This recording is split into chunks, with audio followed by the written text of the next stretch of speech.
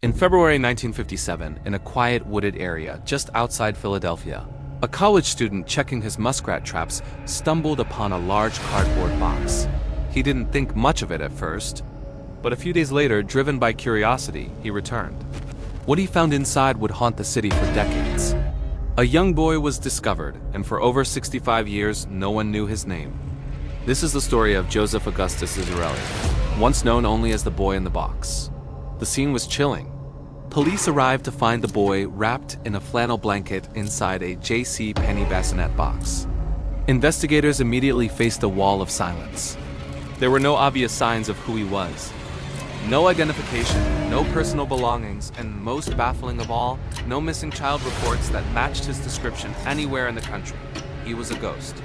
Medical examiners estimated he was between 4 and 6 years old. The condition of his body suggested a life of hardship, but the details were kept private to preserve his dignity. Detectives examined the bassinet box, tracing it back to a store in Upper Darby, but it was a common item, sold to thousands. The few clothes he wore had their tags deliberately cut out. His fingerprints were taken, but they matched no records on file. Investigators were desperate. They believed someone, somewhere, had to be missing this little boy. A parent, a grandparent, a neighbor. They took the extraordinary step of creating a post-mortem sketch and plastering it across newspapers and on television. The public was horrified. How could a child just disappear without anyone noticing? The story captivated the nation, filling people with a mix of sympathy, sadness, and fear. Everyone wanted to know, who was this boy and what happened to him? The case became a top priority, and the search for his identity began in earnest. The effort to name him was massive. Investigators printed and distributed over 400,000 flyers with his picture and description, sending them to police departments and post offices across the entire country. They hoped a clerk, a mail carrier, or a local officer might recognize him. They painstakingly checked records at orphanages, foster homes, and hospitals, looking for any child who had suddenly vanished from the system. They even cross-referenced school enrollment records, but every lead turned into a dead end.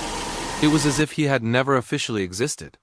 After months of tireless searching with no success, the city made the difficult decision to give him a proper burial.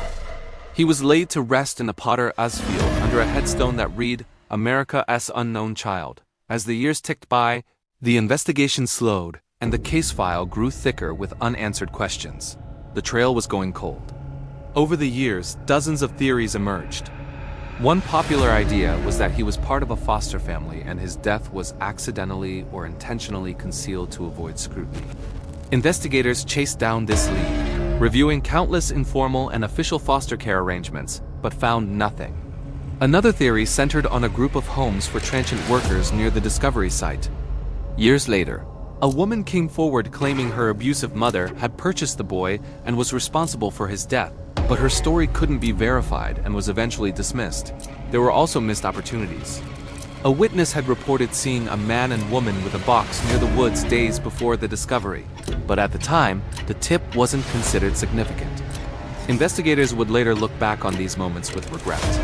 The public's fascination never faded, and soon, the media gave him a nickname that would stick for decades: the boy in the box. He became a symbol for all forgotten victims, a haunting reminder of a child the world had failed. Decades passed. The original detectives who worked the case grew old and retired, passing the heavy burden of the unsolved mystery to a new generation of investigators. The story of the boy in the box became a staple of true crime literature and documentaries, each one revisiting the same heartbreaking facts and asking the same question.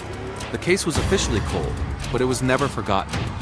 Volunteers and amateur sleuths kept his memory alive online, sharing theories and poring over old case files.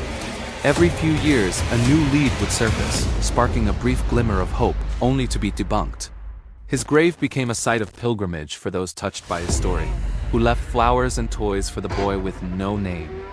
For over 65 years, one question echoed through time: who was he? Then, in the 21st century, a revolution in forensic science offered a new path forward.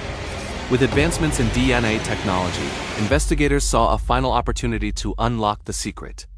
In 2019, with the utmost care and respect, the boy's remains were exhumed for a third time to obtain a better DNA sample. This time, forensic genealogists were brought in.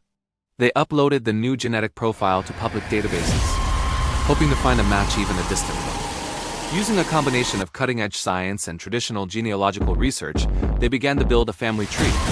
It was a painstaking process, tracing distant cousins and following faint genetic threads back through generations. After years of meticulous work, they finally found a link. They zeroed in on a specific family from the Philadelphia area. Finally, in December of 2022, after 65 years of silence, the Philadelphia Police Department held a press conference. The world held its breath. They announced that the boy in the box had a name.